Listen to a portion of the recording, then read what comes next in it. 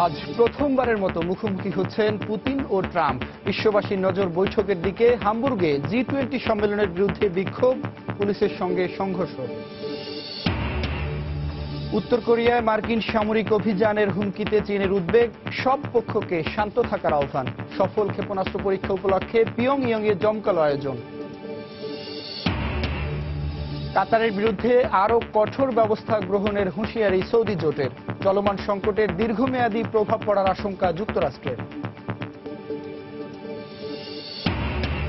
এবং বাংলাদেশের প্রথম ন্যানো স্যাটেলাইট ব্র্যাক অন্বেষা কক্ষপথে স্থাপন।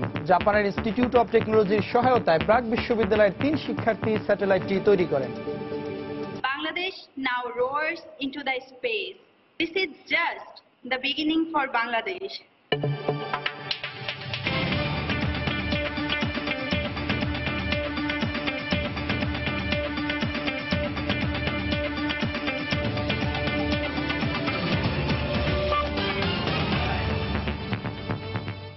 আন্তর্জাতিক সময়, সঙ্গে আছি আমি জুনায়েদ আল হাবিব। আজ প্রথমবারের মতো মুখোমুখি হতে যাচ্ছেন রুশ প্রেসিডেন্ট ভ্লাদিমির পুতিন এবং মার্কিন প্রেসিডেন্ট ডোনাল্ড ট্রাম্প। জার্মানিতে বিশ্বের বড় অর্থনীতির দেশগুলোর জোট জি-20 শীর্ষ সম্মেলনের এক পার্শ্ব বৈঠকে মিলিত হবেন বিশ্বের সবচেয়ে ক্ষমতাধর এই দুই নেতা। প্যারিস জলবায়ু চুক্তি থেকে ট্রাম্প সরে আসায় এবারের জি-20 সম্মেলনকে বড় চ্যালেঞ্জ হিসেবে দেখছেন জার্মান চ্যান্সেলর অ্যাঙ্গেলা মার্কেল। তবে মত পার্থক্য থাকলেও একটি ফলপ্রসূ সম্মেলন অনুষ্ঠানের ব্যাপারে তিনি আশাবাদী। প্রতি বছরের মতো এবারও জি-20 সম্মেলনের উদ্বোধনী দিনে বিক্ষোভে উত্তাল হয়ে ওঠে হাজারো মানুষ। জার্মানির হামবুর্গে শুক্রবার নরকে স্বাগতম ব্যানারে প্রায় 10,000 বিক্ষোভকারী র্যালি বের করলে বাধা দেয় নিরাপত্তা বাহিনী। এ সময় দুপক্ষের মধ্যে তুমুল সংঘর্ষ বেঁধে গেলে পুলিশ পরিস্থিতি নিয়ন্ত্রণে পিপার স্প্রে ও জল কামান ব্যবহার করে। আহত হয় দুপক্ষের বহু মানুষ। ঘটনাস্থল থেকে আটক করা হয় বেশ কয়েকজন বিক্ষোভকারীকে। সম্মেলনের নিরাপত্তায় শহর জুড়ে আইন শৃঙ্খলা বাহিনীর 20,000 সদস্য মোতায়েন করা হলেও এখনো থমথমে অবস্থা বিরাজ করছে। জি-20 ধনী আর সাম্রাজ্যবাদীদের ক্লাব। এখানে খেটে খাওয়া মানুষের স্বার্থের কথা বলা হয় না। সম্মেলনের নামে এটি আসলে শোষণ, বর্ণবাদ আর ফ্যাসিস্টের আখড়া। এমন পরিস্থিতির মধ্যেই সম্মেলনে অংশগ্রহণকারী দেশগুলোর শীর্ষ নেতাদের জি-20 ভেন্যুতে স্বাগত জানান জার্মান চ্যান্সেলর অ্যাঙ্গেলা মার্কেল। দুদিনব্যাপী সম্মেলনে অংশ নিচ্ছেন যুক্তরাষ্ট্র, রাশিয়া, ভারত সহ বিশ্বের বড় অর্থনীতির 19টি দেশ ও ইউরোপীয় ইউনিয়নের নেতারা। এবারের সম্মেলনে বিশ্বব্যাপী সন্ত্রাসবাদ মোকাবিলা, জলবায়ু পরিবর্তন রোধে করণীয়, শরণার্থী সংকট, মুক্ত বাণিজ্য নীতি সহ আরো বিভিন্ন বিষয়ে আলোচনার কথা রয়েছে। জার্মান চ্যান্সেলর অ্যাঙ্গেলা মার্কেল টানা 12 বছর বিভিন্ন আন্তর্জাতিক সম্মেলনের আয়োজন করলেও এবারের সম্মেলনটিকে তিনি বড় চ্যালেঞ্জ হিসেবে দেখছেন। কেননা প্রত্যেক দেশই চাইবে নিজেদের এজেন্ডা এগিয়ে নিতে। সেই সঙ্গে ট্রাম্প প্যারিস চুক্তি থেকে সরে আসায় বিভিন্ন ইস্যুতে মতপার্থক্যের আশঙ্কা রয়েছে। তবে সবকিছু ছাপিয়ে একটি ফলপ্রসূ আলোচনা হবে বলে আশাবাদী মার্কেল। জোট রাষ্ট্রগুলো নমনীয় ভূমিকা রাখলে একটি গ্রহণযোগ্য অবস্থানে আসা সম্ভব। এই সম্মেলন ফলপ্রসূ হলে গোটা বিশ্ব উপকৃত হবে। তাই মতপার্থক্যের ঊর্ধ্বে উঠে সব পক্ষের স্বার্থ যেন রক্ষা হয় এমন সিদ্ধান্ত নিতে হবে। এবারে সম্মেলনে বিশ্ববাসীর নজর রাশিয়া ও যুক্তরাষ্ট্রের প্রেসিডেন্টের দিকে। কেননা শুক্রবারই প্রথমবারের মতো দ্বিপক্ষীয় বৈঠকে মিলিত হচ্ছেন ভ্লাদিমির পুতিন ও ডোনাল্ড ট্রাম্প। বিশ্বের সবচেয়ে ক্ষমতাধর এই দুই নেতার মধ্যে সিরিয়া বিষয়ে দুদেশের দ্বন্দ্ব, ইউক্রেন সংকট, মার্কিন নির্বাচনে রুশ হস্তক্ষেপ সহ বিভিন্ন বিষয়ে আলোচনা হতে পারে। এই আলোচনা থেকে বড় কোনো সিদ্ধান্ত আসতে পারে বলে আশা করছেন বিশ্লেষকরা। এটা স্পষ্ট যে পুতিন এই বৈঠককে সামনে রেখে সব ধরনের প্রস্তুতি নিয়ে আসবেন। প্রতিপক্ষকে ভরকে দিয়ে পরিস্থিতি নিজের আয়ত্তে নেওয়ার গুণ তার আছে। এদিকে ট্রাম্প বেফাস কিছু বলে ফেললে তাকে ব্যাপক সমালোচনার মুখে পড়তে হবে। তিনি যদি রাশিয়ার উপর থেকে অবরোধ তুলে নেওয়ার প্রতিশ্রুতি দিয়ে দেন, তাহলে রাশিয়ার সঙ্গে তার আঁতাত নিয়ে সন্দেহ আরও বাড়বে। সম্মেলনের পার্শ্ব বৈঠকে ভারতের প্রধানমন্ত্রী নরেন্দ্র মোদীর সঙ্গে চীনা প্রেসিডেন্ট শি জিনপিং এর বৈঠক হওয়ার কথা থাকলেও দুদেশের সীমান্তে সেনা মোতায়েন, ভারতে দালাই লামার সফর সহ আরো কয়েকটি কারণে ধোঁয়াশার সৃষ্টি হয়েছে। সঞ্জনা চৌধুরী, সময় সংবাদ। ক্ষেপণাস্ত্র পরীক্ষার জন্য উত্তর কোরিয়ার বিরুদ্ধে নিরাপত্তা পরিষদের নিন্দা প্রস্তাব আটকে দেওয়ার অভিযোগ অস্বীকার করেছে রাশিয়া। এর মধ্যেই উত্তর কোরিয়ায় মার্কিন সামরিক অভিযানে হুমকির ঘটনায় উদ্বেগ জানিয়ে সব পক্ষকে শান্ত থাকার আহ্বান জানিয়েছে চীন। এদিকে বড় ধরনের সংঘাত ছড়িয়ে পড়ার আগেই পিয়ংইয়ংকে ক্ষেপণাস্ত্র ও পরমাণু কর্মসূচি বন্ধের আহ্বান জানিয়েছে ন্যাটো।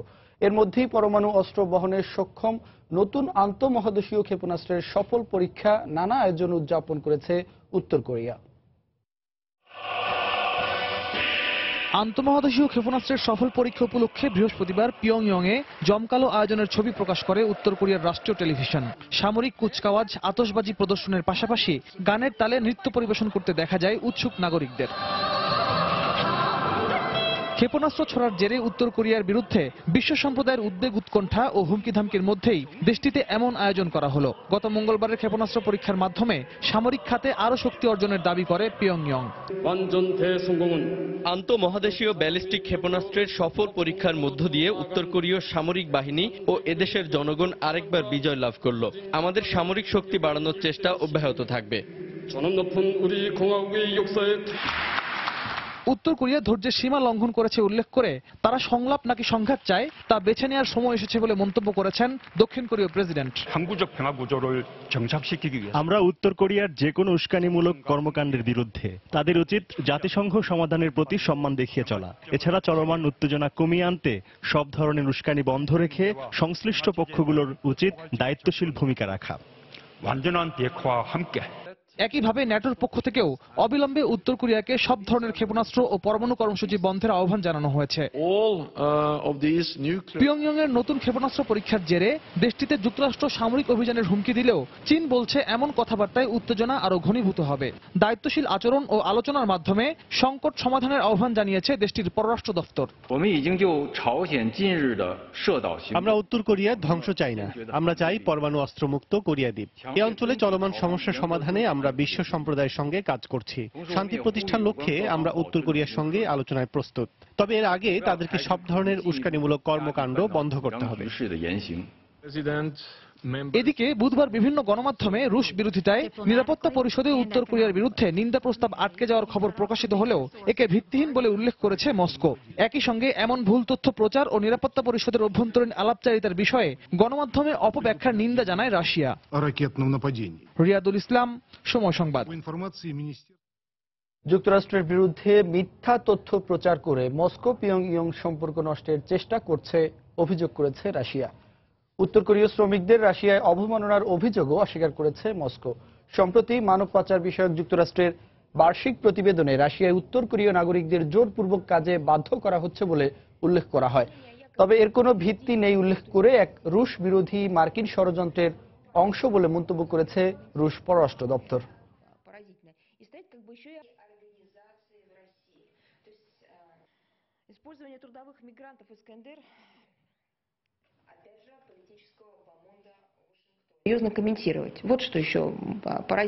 যুক্তরাষ্ট্র বিভিন্ন সময় নিজেদের স্বার্থ হাসিলের জন্য মন গড়া সব তথ্য উপস্থাপন করে নানা বিষয়ে প্রতিবেদন প্রকাশ করে থাকে। একইভাবে সম্প্রতি মানব পাচার বিষয়ক প্রতিবেদনও রাশিয়ায় উত্তর কোরীয় শ্রমিকদের জীবনমান নিয়ে ভুল তথ্য উপস্থাপন করা হয়েছে।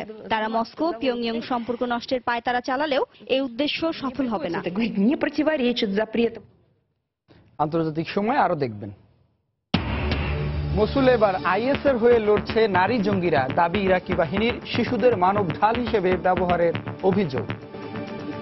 কাতারের বিরুদ্ধে আরো কঠোর ব্যবস্থা নেওয়া হবে বলে হুঁশিয়ারি দিয়েছে সৌদি জোট। দোহাকে দেয়া প্রতিবেশী দেশগুলোর 13 দফা শর্ত প্রত্যাখ্যানের প্রতিক্রিয়ায় সৌদি আরব, মিশর, সংযুক্ত আরব আমিরাত এবং বাহরাইন নতুন করে এই ঘোষণা দিল। এদিকে কাতারের সঙ্গে আরব রাষ্ট্রগুলোর মধ্যকার চলমান সংকটের বিষয়ে উদ্বেগ প্রকাশ করে এর প্রভাব দীর্ঘমেয়াদী হতে পারে বলে আশঙ্কা প্রকাশ করেছে যুক্তরাষ্ট্র। কাতারের আমির Sheikh Tamim bin Hamad Al থানির ছবি সম্বলিত বিশাল চিত্রে কবিতা কিংবা বার্তা লিখে দেশের প্রতি আনুগত্য প্রকাশ করছেন সেখানকার সাধারণ জনগণ। সম্পর্ক ছিন্নের পাশাপাশি কাতারের ওপর সৌদি জোটের নিষেধাজ্ঞা আরোপের পর নিজ দেশের প্রতি সমর্থন জানাতে এ উদ্যোগ নিয়েছেন তারা। শান্তিপূর্ণ উপায়ে শিগগিরই এ সংকট সমাধান হবে বলেও আশা প্রকাশ করেন তারা। কাতার ও শেখ তামিমের প্রতি আনুগত্য ও ভালোবাসা প্রদর্শন করতেই আজ আমরা এখানে জড়ো হয়েছি। সঙ্গে আমার পরিবার পরিবারের লোকজনও রয়েছে। কাতারের উপর নিষেধাজ্ঞা আরোপের পর আমরা দেশ ও আমাদের আমিরের প্রতি আরো বেশি আনুগত্য প্রকাশ করার সুযোগ পেয়েছি, আরো ঐক্যবদ্ধ হয়েছি। আমরা আশা করছি শান্তিপূর্ণ উপায়ে এ সমস্যা সমাধান হবে। এর মধ্যেই দোহার বিরুদ্ধে নতুন করে আরো বেশি শাস্তিমূলক পদক্ষেপ নেওয়ার হুঁশিয়ারি দিয়েছে সৌদি আরব নেতৃত্বাধীন 4 আরব দেশ। আল জাজিরা টেলিভিশনের সম্প্রচার বন্ধ, ইরান ও তুরস্কের সঙ্গে সম্পর্ক সীমিত করা সহ তাদের দেয়া 13 দফা শর্ত না মানায় এ ঘোষণা দেয় সৌদি আরব, মিশর, সংযুক্ত আরব আমিরাত এবং বাহরাইন। শুক্রবার এক বিবৃতিতে সৌদি জোট জানায়, কাতারের পক্ষ থেকে শর্ত প্রত্যাখ্যানের ফলে সন্ত্রাসবাদের সঙ্গে দেশটির সংশ্লিষ্টতার বিষয়টি আরো স্পষ্ট হয়েছে। একই সঙ্গে মধ্যপ্রাচ্যের দেশগুলোর জনগণের স্বার্থের বিরুদ্ধে ইচ্ছাকৃতভাবে এ পদক্ষেপ নেয় কাতারের প্রতি নিন্দা জানিয়ে মধ্যপ্রাচ্যের নিরাপত্তা ও স্থিতিশীলতার ক্ষতি করার ক্ষেত্রে দেশটির নাশকতামূলক মনোভাব ফুটে উঠেছে বলে বিবৃতিতে জানায় সৌদি জোট। এদিকে উপসাগরীয় অঞ্চলের চলমান সংকটের বিষয়ে উদ্বেগ প্রকাশ করেছে যুক্তরাষ্ট্র। কাতার ও সৌদি জোটের মধ্যকার বর্তমান পরিস্থিতির বিষয়ে আমরা খুবই উদ্বিগ্ন। এই সংকট কয়েক সপ্তাহ, কয়েক মাস কিংবা আরো বেশি সময় ধরে চলতে পারে, আর এর প্রভাব আরো তীব্র হতে পারে।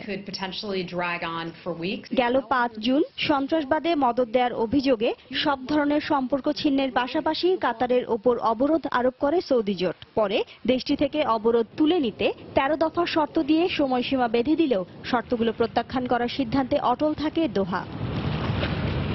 শিরিন আক্তার, সময় সংবাদ।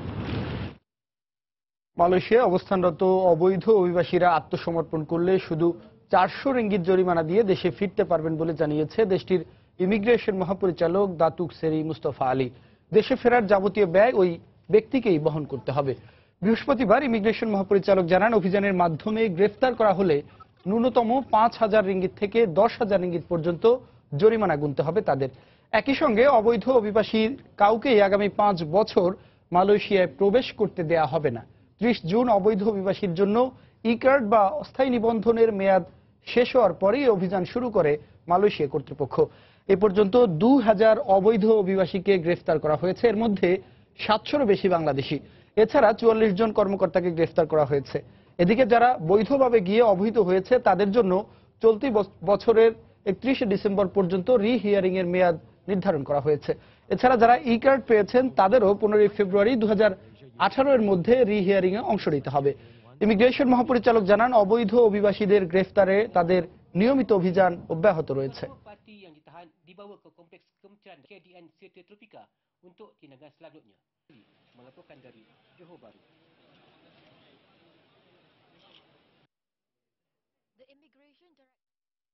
দেশের প্রথম ন্যানো স্যাটেলাইট ব্র্যাক অন্বেষা কক্ষপথে স্থাপন করা হয়েছে। জাপানের JAXA স্পেস সেন্টার থেকে বাংলাদেশ সময় দুপুর 3:10 এটি স্থাপন করা হয়। জাপানের ইনস্টিটিউট অব টেকনোলজি KITর সহায়তায় বাংলাদেশের বেসরকারি বিশ্ববিদ্যালয় ব্র্যাকের 3 শিক্ষার্থী স্যাটেলাইটটি তৈরি করেন। স্যাটেলাইটটি পৃথিবী থেকে 410 কিলোমিটার উচ্চতায় উড্ডয়ন করা হয়। প্রতি 90 মিনিটে এটি পৃথিবীকে প্রদক্ষিণ করবে, আর দিনে 4 থেকে 6 বার বাংলাদেশকে প্রদক্ষিণ করবে দেশের প্রথম এই nano satellite BRAC Anwesha.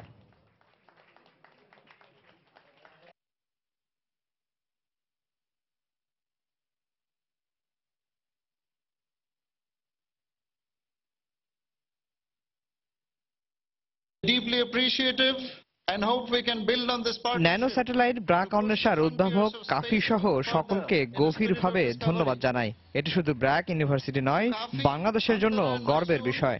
Our stars and all with whom we have worked closely. It is truly a wonderful day. In this short time, I don't know. এটি বাংলাদেশের জন্য খুবই গর্বের বিষয়, যা ভাষায় প্রকাশ করা যায় না। আজ থেকে মহাকাশে বাংলাদেশের পদচারণা শুরু হলো। Bangladesh now roars into the space. ইরাকের পশ্চিম মসুলে যৌথ বাহিনীর বিরুদ্ধে চূড়ান্ত লড়াইয়ে জঙ্গি গোষ্ঠী আইএসের নারী সদস্যরা যুদ্ধ চালিয়ে যাচ্ছে বলে জানিয়েছে এক ইরাকি কর্মকর্তা। তারা শিশুদের মানব ঢাল হিসেবে ব্যবহার করছে বলেও জানিয়েছে বাগদাদ। এর মধ্যে নগরীর ওল্ড সিটি থেকে আইএস জঙ্গিদের পরিবার সদস্য সহ কয়েকশো বেসামরিক নাগরিককে নিরাপদ আশ্রয়ে সরিয়ে নিয়েছে ইরাকি বাহিনী। এদিকে স্বাধীন রাষ্ট্র গঠনে গণভোট থেকে সরে না আসার ঘোষণা দিয়েছে ইরাকের কুর্দিস্তানের প্রেসিডেন্ট মাসুদ বারজানি। বৃহস্পতিবার নতুন করে মসুলের ওল্ড সিটির কয়েকটি এলাকা জঙ্গি গোষ্ঠী আইএসের কাছ থেকে পুনর্দখলে নেয়ার দাবি করে ইরাকি যৌথ বাহিনী। তবে আইএস সদস্যরা পালিয়ে যাওয়ার সময় এলাকাটি পুরোপুরি ধ্বংস করে দেয়। এসব ধ্বংসস্তূপ সরিয়ে সামনে এগোতে যথেষ্ট বেগ পেতে হচ্ছে বলে জানান ইরাকি কর্মকর্তারা। গেল 2 দিনে তাইগ্রিস নদীর আশপাশের মাত্র 500 মিটার এলাকা আইএস মুক্ত করা হয় বলেও জানান তারা। আমরা আইএস জঙ্গিদের হটিয়ে তাইগ্রিস নদীর আশপাশের এলাকা পুনর্দখলে নেওয়ার চেষ্টা করছি। এছাড়া এলাকার সাধারণ মানুষের নিরাপত্তা নিশ্চিতের পাশাপাশি ধ্বংসস্তূপ সরানোর কাজ করে যাচ্ছি। জঙ্গিরা সাধারণ মানুষকে জোর করে আত্মঘাতী হামলার ব্যবহার করছে। বিভিন্ন জায়গায় বোমা পুঁতে রাখার অভিযান পরিচালনায় আমাদের সাবধানতা অবলম্বন করতে হচ্ছে। একই দিন আটকে পড়া কয়েকশো বেসামরিক নাগরিককে নিরাপদ আশ্রয়ে সরিয়ে নেয় ইরাকি যৌথ বাহিনী। এ সময় আইএস জঙ্গিদের পরিবারের সদস্য সন্দেহে বেশ কয়েকজন নারীকে জিজ্ঞাসাবাদ করে নিরাপত্তা বাহিনী। তাদের প্রায় সবার স্বামী অভিযানে মারা গেছে বলে জানানো হয়। স্বাভাবিক জীবনে ফিরে আসার প্রতিশ্রুতি দেওয়ার পর এসব নারীদের আশ্রয় কেন্দ্রে সরিয়ে নেওয়া হয়। মসুলে অস্তিত্ব রক্ষায় আইএস সদস্যদের স্ত্রীরাও অস্ত্র হাতে নিয়েছে বলে জানিয়েছেন এক ইরাকি কমান্ডার। জীবন বাঁচাতে ওইসব নারী জঙ্গিরা তাদের শিশুদের মানবঢাল হিসেবে ব্যবহার করছে বলেও জানান ওই কর্মকর্তা। এদিকে কুর্দিদের নিয়ে আলাদা স্বাধীন রাষ্ট্র গঠনের জন্য 25 সেপ্টেম্বর যে গণভোটের ঘোষণা দেওয়া হয়েছে তা থেকে সরে আসার ঘোষণা দিয়েছে ইরাকি কুর্দিস্তানের প্রেসিডেন্ট মাসুদ বারজানি। ইরবিলে এক টেলিভিশন সাক্ষাৎকারে বারজানি বলেন, শান্তিপূর্ণ আলোচনার মাধ্যমে আলাদা রাষ্ট্র গঠনে কাজ করে যাচ্ছে কুর্দি প্রশাসন। কিরকুকের সাধারণ মানুষ স্বাধীনতার দাবিতে যে গণভোটের সিদ্ধান্ত নিয়েছে, আমি মনে করি তাদের এই সিদ্ধান্তকে শ্রদ্ধা জানানো উচিত। আমাদের প্রধান লক্ষ্য উভয় পক্ষের শান্তিপূর্ণ আলোচনার মাধ্যমে একটা সিদ্ধান্তে আসা। গেল 14 বছর ধরে আমরা একটি স্বাধীন রাষ্ট্রের জন্য অপেক্ষা করছি, কিন্তু বারবার বলা হচ্ছে এখনো উপযুক্ত সময় আসেনি। আমি বলতে চাই, আর কতদিন অপেক্ষা করলে সেই উপযুক্ত সময় আসবে। মসুল থেকে আইএসকে হটিয়ে দেওয়া হলেও সেখানকার পরিবেশ ও ভবিষ্যৎ নিয়ে আমরা খুবই চিন্তিত। মসুলে আইএস জঙ্গিরা পরাজয়ের শেষ প্রান্তে আসলেও এখনো তাদের হাতে অন্তত 20,000 বেসামরিক নাগরিক জিম্মি রয়েছে বলে জানিয়েছে জাতিসংঘ। বৃহস্পতিবার সংস্থাটির এক জ্যেষ্ঠ কর্মকর্তা বলেন, আটক থাকা এসব মানুষ খাদ্য অভাবে মানবেতর জীবনযাপন করছে। রবিউল ইসলাম আওলাদ, সময় সংবাদ। সিরিয়ায় সন্ত্রাসবাদের বিরুদ্ধে এক হয়ে কাজ করতে রাজি হয়েছে রাশিয়া ও ফ্রান্স। তবে সিরিয়ায় রাসায়নিক হামলার ব্যাপারে আসাদ সরকারকে দায়ী করার বিষয়ে ফ্রান্সের সঙ্গে একমত নয় বলে জানিয়েছে রুশ পররাষ্ট্রমন্ত্রী সের্গেই ল্যাভরভ। বৃহস্পতিবার ফ্রান্সের প্যারিসে ফরাসি পররাষ্ট্রমন্ত্রীর সঙ্গে বৈঠক করেন রুশ পররাষ্ট্রমন্ত্রী। বৈঠকে মধ্যপ্রাচ্যে অস্থিরতা, সিরিয়ায় যুদ্ধ এবং সন্ত্রাসবাদ দমনের বিষয়ে আলোচনা করেন দুই দেশের পররাষ্ট্রমন্ত্রী। দীর্ঘ 6 ঘন্টার বৈঠকে দুই দেশের স্বার্থ সংশ্লিষ্ট বিভিন্ন বিষয় নিয়েও আলোচনা করেন তারা। বৈঠক শেষে সের্গেই ল্যাভরভ বলেন, কিছু বিষয়ে একমত হতে না পারলেও আন্তর্জাতিক সন্ত্রাসবাদ দমন সহ বিভিন্ন বিষয়ে এক হয়ে কাজ করে যাবে রাশিয়া ও ফ্রান্স।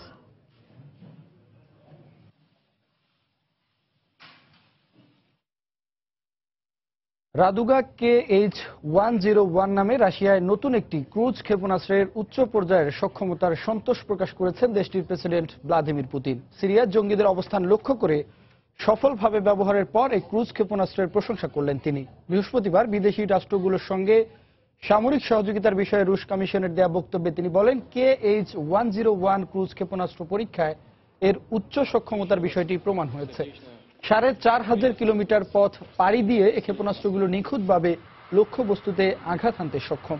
বুধবার রাশিয়ায় Tu-95 যুদ্ধ বিমান দিয়ে সিরিয়ায় হামা ও হোমস প্রদেশের মধ্যবর্তী স্থানে আইএসের অবস্থানে KH-101 ক্রুজ ক্ষেপণাস্ত্র নিক্ষেপ করা হয়। এই ক্ষেপণাস্ত্র 1000 কিলোমিটার দূরে আইএসের অবস্থান সঠিকভাবে আঘাত হানে বলে দাবি রাশিয়ার।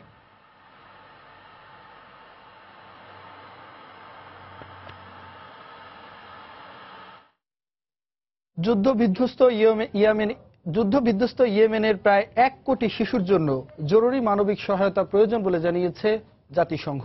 বৃহস্পতিবার এক বিবৃতিতে জাতিসংঘের শিশু বিষয়ক সংস্থা ইউনিসেফ জানায়, দেশটির বেশিরভাগ শিশু মৌলিক স্বাস্থ্যসেবা, পর্যাপ্ত পুষ্টি ও বিশুদ্ধ খাবার পানির অভাবে ভুগছে। একই সঙ্গে দেশটিতে কার্যকর পয়ঃনিষ্কাশন এবং শিক্ষার অভাব রয়েছে। বিশ্ব খাদ্য কর্মসূচির পক্ষ থেকে বলা হয়েছে, ইয়েমেনের 1,70,00,000-এরও বেশি শিশুর পরবর্তী বেলার খাবারের কোনো নিশ্চয়তা নেই। এই পরিস্থিতিতে দেশটিতে দুর্ভিক্ষের আশঙ্কা দেখা দিয়েছে। এদিকে ইয়েমেনে কলেরা আক্রান্ত রোগীর সংখ্যা বেড়েই চলেছে। বর্তমানে দেশটি 21টি প্রদেশের 2,70,000-এর বেশি মানুষ এ রোগে আক্রান্ত হয়েছে, যাদের মধ্যে মৃত্যু হয়েছে 1,600-এরও বেশি মানুষের।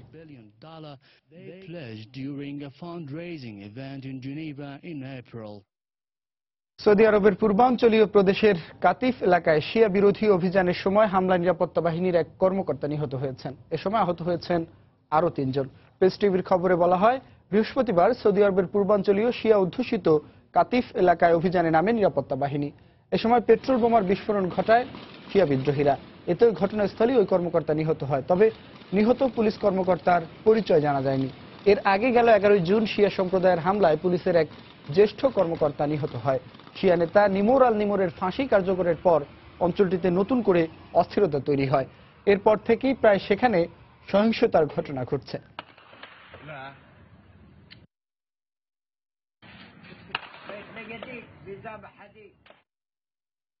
তুরস্কে নিযুক্ত আন্তর্জাতিক মানবাধিকার সংস্থা অ্যামনেস্টি ইন্টারন্যাশনালের পরিচালক সহ সংস্থাটির 11 কর্মীকে আটক করেছে দেশটির পুলিশ।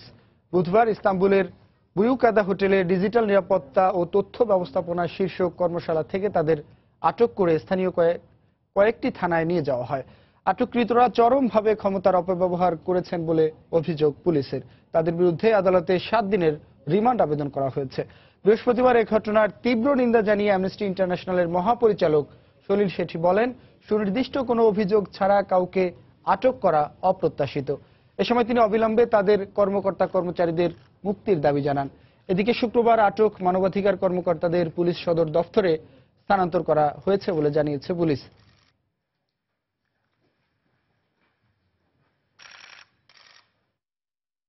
আন্তর্জাতিক সময় আরো যা দেখবেন। জাপানে ভারী বৃষ্টিতে সৃষ্ট বন্যায় 6 জনের মৃত্যু, বেশ কয়েকজন নিখোঁজ। বন্যা পরিস্থিতির অবনতি হওয়ায় সরিয়ে নেওয়া হলো 1 লাখ বাসিন্দাকে। মেক্সিকোর দক্ষিণ পশ্চিমাঞ্চলীয় গুরেরো রাজ্যের আকাপুলকো শহরের একটি কারাগারে দাঙ্গায় অন্তত 28 কয়েদি নিহত হয়েছে। এ ঘটনায় আহত হয়েছেন অনেকে। বৃহস্পতিবার ভোররাতে শহরের সেরেস্কো কেন্দ্রীয় কারাগারের ভেতরে দুটি বিদ্রোহী দলের মধ্যে সংঘর্ষ ছড়িয়ে পড়ে। দাঙ্গায় অংশ নেওয়া কয়েদিরা এক পর্যায়ে নৃশংসভাবে প্রতিপক্ষের শিরশ্ছেদ ও অঙ্গচ্ছেদ করে। ঘটনার তদন্তে জেল কর্মকর্তা সহ সংশ্লিষ্ট সবাইকে জিজ্ঞাসাবাদের নির্দেশ দিয়েছেন স্থানীয় গভর্নর। বর্তমানে কারাগারটি নিরাপত্তা বাহিনীর নিয়ন্ত্রণে রয়েছে। বাইরে বাড়তি নিরাপত্তা বেষ্টনী দেয়ায় পাশাপাশি পুলিশ ও সেনাবাহিনীর অতিরিক্ত সদস্য মোতায়েন করা হয়েছে। মেক্সিকোর কারাগারগুলোয় প্রায়ই দাঙ্গার ঘটনায় বহু হতাহত হয়। ধারণ ক্ষমতার অতিরিক্ত কয়েদি থাকার কারণে এই সংঘর্ষ হচ্ছে বলে দাবি কর্তৃপক্ষের।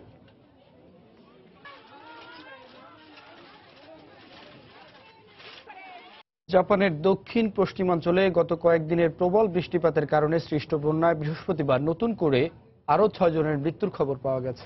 নিখোঁজ রয়েছেন বেশ কয়েকজন। এছাড়া বেশ কয়েকটি এলাকায় ভূমিধস হয়েছে বলে জানা গেছে। পরিস্থিতির ক্রমশ অবনতি হওয়ায় স্থানীয় 1 লাখ বাসিন্দাকে নিরাপদে সরে যাওয়ার নির্দেশ দিয়েছেন কর্তৃপক্ষ। এরই মধ্যে 4 লাখ বাসিন্দা ঘরবাড়ি ছেড়ে গেছে। কিউশু দ্বীপের ফুকুয়া শহরের কয়েকটি এলাকায় গত 40 ঘন্টায় গড়ে 556 মিলিমিটার বৃষ্টিপাত রেকর্ড করেছে স্থানীয় আবহাওয়া অধিদপ্তর, যা সারা মাসের গড় বৃষ্টিপাতের 1.5 গুণ। জাপানের এই মৌসুমে বৃষ্টিপাত স্বাভাবিক হলেও এবছর এত ক্ষয়ক্ষতি দেখে বিস্মিত হয়ে পড়েছে আশকুরা শহরের বাসিন্দারা। পানিবন্দীদের উদ্ধার করে নিরাপদ আশ্রয়ে সরিয়ে নেয় এবং নিখোঁজদের সন্ধানে পুলিশ, দমকল বাহিনী এবং সেনাবাহিনীর 7,500 কর্মী মোতায়েন করা হয়েছে। দুর্গত এলাকা পর্যবেক্ষণের কাজ করছে অন্তত 50টি হেলিকপ্টার।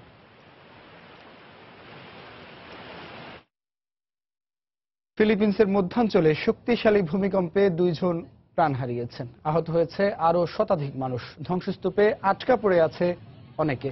বৃহস্পতিবার দেশ নিরাপত্তা বিভাগ এ তথ্য নিশ্চিত করেছে। যুক্তরাষ্ট্র ভিত্তিক ভূতাত্ত্বিক জরিপ সংস্থা USGS জানায় ভূমিকম্পের তীব্রতা ছিল 6.5। আটকে পড়াদের উদ্ধারে অভিযান অব্যাহত রেখেছে নিরাপত্তা বাহিনী।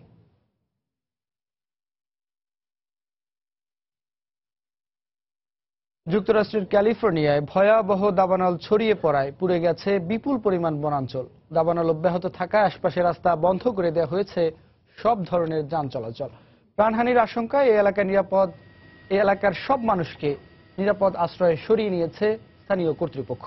আগুন নিয়ন্ত্রণে বিরামহীনভাবে কাজ করে যাচ্ছে দমকল বাহিনীর শতাধিক কর্মী। এছাড়া হেলিকপ্টার নিয়েও আগুন নিয়ন্ত্রণে কাজ করে যাচ্ছেন স্থানীয় প্রশাসন। যে কোনো দুর্ঘটনা এড়াতে আশপাশের এলাকায় সতর্কতা জারি করা হয়েছে। ধারণা করা হচ্ছে উষ্ণ আবহাওয়ার কারণেই এই দাবানলের সৃষ্টি হয়েছে।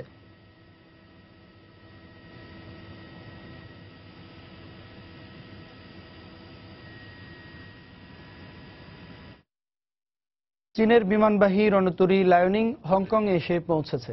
চীনা পিপলস লিবারেশন আর্মির মুখপাত্র জানান, হংকং ও তাইওয়ানকে বিভক্ত করা সরু জলপথ দিয়ে শুক্রবার বন্দরে পৌঁছায় যুদ্ধজাহাজটি। জাহাজটি বন্দরে আসার পরপরই তা জনগণের জন্য উন্মুক্ত করে দেয়া হয়। এতে চীনা নৌবাহিনীর শক্তি প্রদর্শন করা হবে। সোভিয়েত রাশিয়া নির্মিত যুদ্ধজাহাজটি উত্তর চীনের বন্দরে নোঙর করা ছিল। ব্রিটিশ উপনিবেশ থেকে চীনের সঙ্গে যুক্ত হওয়ার 20তম বার্ষিকী পালনের জন্য লায়নিং নামের বিমানবাহী এ রণতরীটি হংকংয়ে নিয়ে আসা হয়। এদিকে চীনা বিমানবাহী রণতরী হংকংয়ে পৌঁছায় নিজেদের যুদ্ধ বিমানকে সতর্ক অবস্থায় রেখেছে তাইওয়ান। তাইওয়ানের প্রতিরক্ষা মন্ত্রণালয় জানায়, চীনা রণতরীর উপর নজর রাখতে যুদ্ধ বিমান ও জাহাজ মোতায়েন করা হয়েছে। তবে এখন পর্যন্ত অস্বাভাবিক কিছু ঘটেনি বলেও জানানো হয়।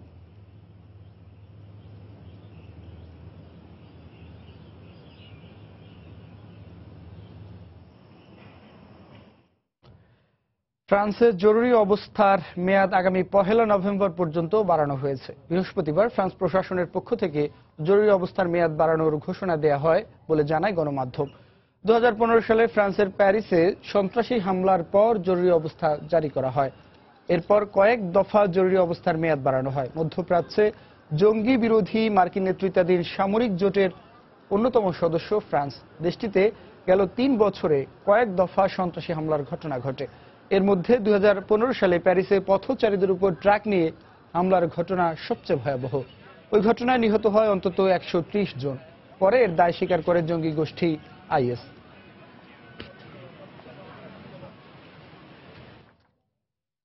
পণ্যের শুল্কমুক্ত প্রবেশাধিকার নিশ্চিতে মুক্ত বাণিজ্য ও অংশীদারিত্ব চুক্তি স্বাক্ষর করেছে জাপান ও ইউরোপীয় ইউনিয়ন। চুক্তিতে প্রাধান্য পাচ্ছে জাপানের গাড়ি এবং ইউরোপীয় ইউনিয়নের কৃষি পণ্য রফতানি কার্যক্রম। বৃহত্তম অর্থনীতির এই অঞ্চল দুটির মধ্যে মুক্ত বাণিজ্য চুক্তি বিশ্ব অর্থনীতিতে ইতিবাচক প্রভাব ফেলবে বলে প্রত্যাশা সংশ্লিষ্টদের। পাশাপাশি সৃষ্টি হবে বিশ্বের বৃহত্তম অর্থনৈতিক অঞ্চল। দীর্ঘ 4 বছরের আলোচনার পর G20 সম্মেলন শুরুর প্রাক্কালে মুক্ত বাণিজ্য ও অংশীদারি চুক্তি স্বাক্ষর হয় জাপান ও ইউরোপীয় ইউনিয়নের মধ্যে। জাপানের হ্যামবার্গে G20 সম্মেলন শুরুর আগের দিনই বেলজিয়ামের রাজধানী ব্রাসেলসে যৌথভাবে মুক্ত বাণিজ্য চুক্তির ঘোষণা দেন জাপানের প্রধানমন্ত্রী শিনজো অ্যাবে এবং ইউরোপিয়ান কমিশনের প্রেসিডেন্ট জো-ক্লদ জাঙ্কার। জাপান এবং ইউরোপীয় ইউনিয়ন বিশ্বের মোট অর্থনীতির 30%। বিশ্বের মোট বাণিজ্যের অন্তত 40%ই হয় এই দুই অঞ্চলে। বিশ্বের মুক্ত, স্বল্পোন্নত এবং বৃহত্তম অর্থনৈতিক অঞ্চল এটি। যুক্তরাষ্ট্রের president Donald Trump trans Pacific partnership চুক্তি থেকে সরে যাওয়ায় কিছুটা আশাহত হয়েই এই চুক্তিতে স্বাক্ষর করেছেন শিনজো অ্যাবে। ট্রাম্পের অভিযোগ, ইউরোপীয় ইউনিয়ন, জাপান, চীন ও দক্ষিণ কোরিয়া চুক্তির অপব্যবহার করে আমদানির চেয়ে বেশি রফতানিতে গুরুত্ব দেবে। তবে এই চুক্তির ব্যাপারে আশাবাদী অ্যাবে। অর্থনৈতিক অংশীদারি এ চুক্তির আওতায় জাপানে ইউরোপের পণ্য রফতানি আরো সহজ হবে। দুগ্ধজাত পণ্যের বাজার উন্মুক্ত হবে। পাশাপাশি এ মুক্ত বাণিজ্যের মধ্য দিয়ে স্বচ্ছতা বজায় থাকবে। বর্তমানে বিশ্বের 3য় বৃহত্তম অর্থনীতির দেশ জাপান। ইউরোপের 7ম বৃহত্তম পণ্য রফতানির বাজার জাপান। মুক্ত বাণিজ্য চুক্তিটি 2019 সালে কার্যকর হওয়ার কথা রয়েছে। ঈশিতা ব্রহ্ম, সময় সংবাদ। বিশ্ব স্বাস্থ্য সংস্থা WHO এর অটিজম বিষয়ক শুভেচ্ছা দূত হলেন প্রধানমন্ত্রী শেখ হাসিনার মেয়ে ও অটিজম বিষয়ক জাতীয় উপদেষ্টা পরিষদের সভাপতি সাইমা ওয়াজেদ হোসেন। সংস্থাটির সঙ্গে দক্ষিণ পূর্ব এশিয়া অঞ্চলের সহযোগিতার ক্ষেত্র বাড়াতে আগামী 2 বছরের জন্য তাকে এ দায়িত্ব দেওয়া হয়েছে। বৃহস্পতিবার নয়াদিল্লিতে এ ঘোষণা দেন WHO এর দক্ষিণ পূর্ব এশিয়া অঞ্চলের পরিচালক পুনম ক্ষেত্রপাল সিং। অটিজম শনাক্তকরণে পদক্ষেপ নেয়ার পাশাপাশি আক্রান্তদের দুর্ভোগ কমাতে এবং এ বিষয়ে সচেতনতা বাড়াতে গুরুত্বপূর্ণ ভূমিকা রেখে চলেছেন সাইমা ওয়াজেদ। 2017 সালের এপ্রিলে ভুটানে একটি আন্তর্জাতিক কনফারেন্সে অটিজম সহ অন্যান্য স্নায়ু সংক্রান্ত জটিলতার উপর থিম্পু ঘোষণা প্রণয়নে গুরুত্বপূর্ণ ভূমিকা পালন করেন সাইমা ওয়াজেদ হোসেন। এর আগে অটিজম বিষয়ে কাজ করার জন্য 2016 সালের মে মাসে বিশ্ব স্বাস্থ্য সংস্থা দক্ষিণ পূর্ব এশিয়া অঞ্চলের চ্যাম্পিয়ন হিসেবে তার নাম ঘোষণা করে।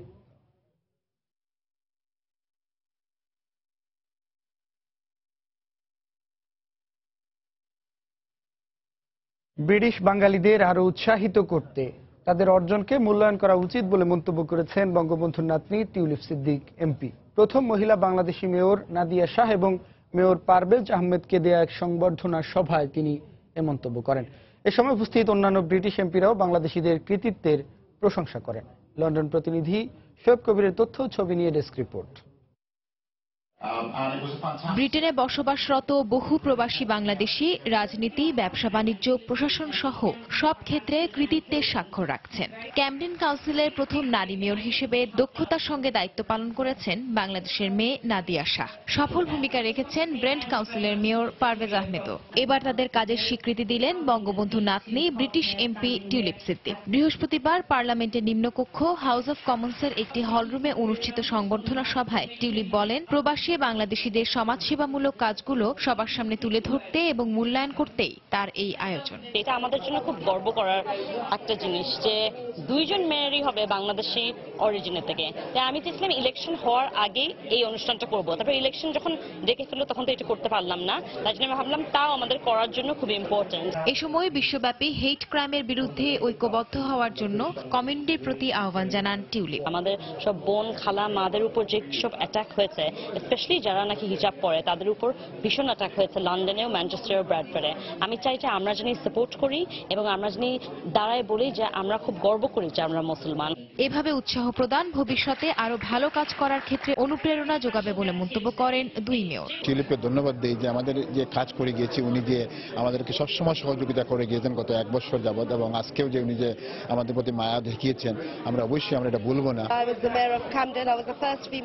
আমি ক্যামডেন কাউন্সিলের প্রথম নারী মেয়র হিসেবে নির্বাচিত হয়েছি এবং সফলতার সঙ্গে কাজ করছি। আজকের এই সংবর্ধনা ও সম্মান আমার ভবিষ্যতে চলার পথে উৎসাহ যোগাবে। অনুষ্ঠানে আগত ব্রিটিশ এমপিরাও বাংলাদেশিদের অর্জনের প্রশংসা করেন। বাংলাদেশি কমিউনিটি থেকে যেসব এমপি এবং মেয়র নির্বাচিত হয়েছেন তারা প্রতিটি ক্ষেত্রে নিজেদের সফলতা প্রমাণ করেছেন। এটা গোটা কমিউনিটির জন্য গর্বের বিষয়। সংবর্ধনা সভায় উপস্থিত ছিলেন ব্রিটিশ এমপি, মন্ত্রী সহ কমিউনিটির বিশিষ্ট ব্যক্তিবর্গ। সময় সংবাদ, লন্ডন, যুক্তরাজ্য।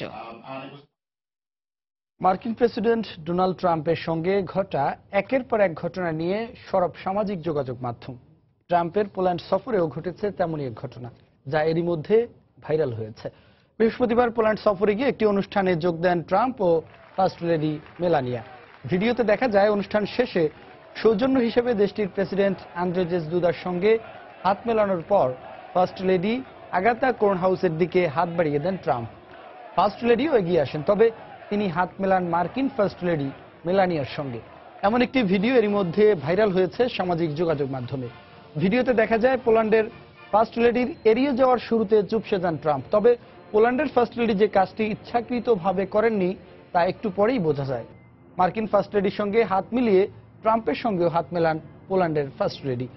এর আগে ইসরায়েল সফরে গিয়ে বিমানবন্দরে লাল গালিচায় হাঁটার সময় মেলানিয়া ট্রাম্পের হাত সরিয়ে দেওয়ার ভিডিওটি ভাইরাল হয়।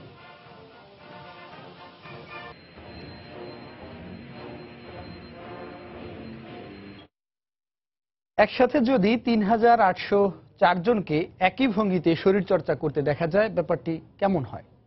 আর তা যদি গিনেস বুকে নাম লেখায় তাহলে তো কথাই নেই। হ্যাঁ দর্শক, এমনই এক কাণ্ড হয়ে গেল লন্ডনের হাইড পার্কে। চলুন দেখে নেই শরীরচর্চা নিয়ে বিশ্বের সবচেয়ে বড় আয়োজনটি। জো উইকস সামাজিক যোগাযোগ মাধ্যমে লাখ লাখ অনুসারী যাকে চেনেন দ্য বডি কোচ নামে, এবার তার অধীনেই হয়ে গেল বিশ্বের সবচেয়ে বড় শরীরচর্চার আয়োজনটি। লন্ডনের হাইড পার্কে অনুষ্ঠিত হয় এই শরীরচর্চা। শুধু শরীরকে ঠিক রাখতে নয়, শরীরের পাশাপাশি মনকে প্রশান্তি দিতেও দূর দূরান্ত থেকে অনেকে ছুটে আসেন এমন ভিন্নধর্মী শরীরচর্চায় অংশ নিতে, যার নাম দেয়া হয় হাই ইন্টেন্সিটি ইন্টারভাল ট্রেনিং বা হিট সেশন। আর এটি চলে প্রায় 30 মিনিট পর্যন্ত।